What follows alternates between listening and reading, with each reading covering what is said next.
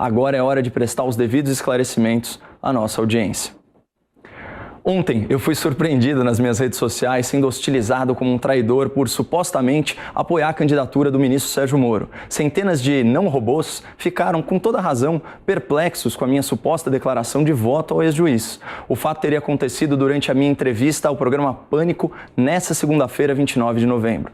Eu não falei nada disso, mas é claro que se a coisa tomou essa proporção, ou é porque eu não me expressei bem, ou é porque houve algum mal-entendido. Ou os dois. Então, já pedindo desculpas pela autorreferência, vamos assistir a um trecho da entrevista que gerou toda essa polêmica. Sim. Qual que é a tua análise?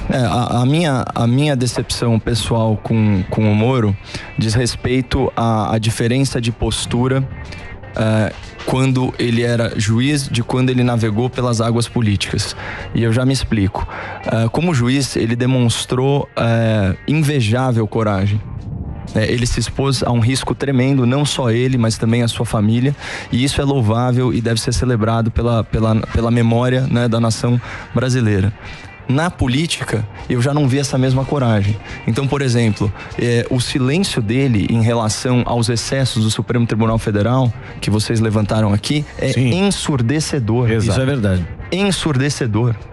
E isso mostra que o grande ativo moral que nós identificamos no Sérgio Moro, talvez estivesse presente mais na cadeira do juiz do que na personalidade do candidato. Vou fazer uma breve pausa aqui para te fazer uma pergunta. Isso soa como a introdução ou como preâmbulo de uma declaração de voto ou de apoio? É claro que não.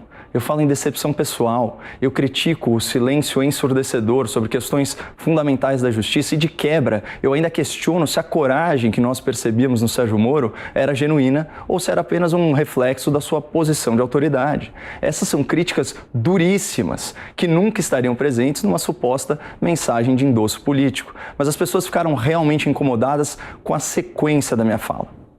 E isso mostra que o grande ativo moral que nós identificamos no Sérgio Moro, talvez estivesse presente mais na cadeira do juiz do que na personalidade do candidato. Mas, justamente pelo histórico dele, eu sou um cara que dará o benefício da dúvida a essa candidatura.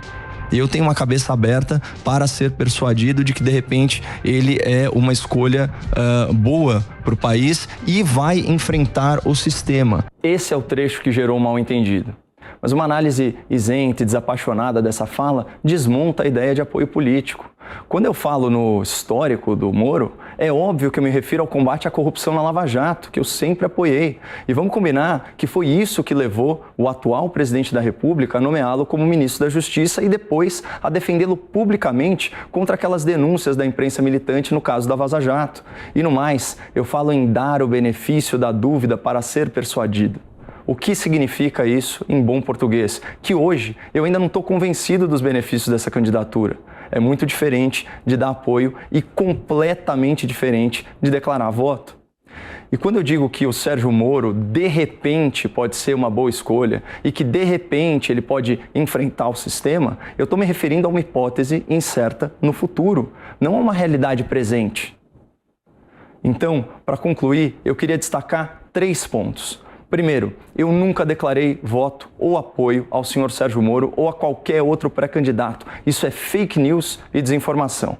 Segundo, nesse momento, eu entendo que meu papel como comentarista dessa grande emissora não é apoiar políticos ou governos, é criticar todos eles com embasamento e propriedade na medida dos seus erros e acertos. A única exceção a essa linha editorial, que eu já comuniquei para vocês no programa de estreia, é a candidatura do ex-condenado por corrupção que ofende a moralidade e o senso de justiça de todos nós. E finalmente, terceiro ponto, eu sou um cara que já foi duramente penalizado por defender o que eu acredito, os princípios da liberdade, os direitos fundamentais e as ideias conservadoras. E eu fiz isso contra um sistema corrupto, contra um sistema viciado, sem contar com proteção institucional ou com cargo público.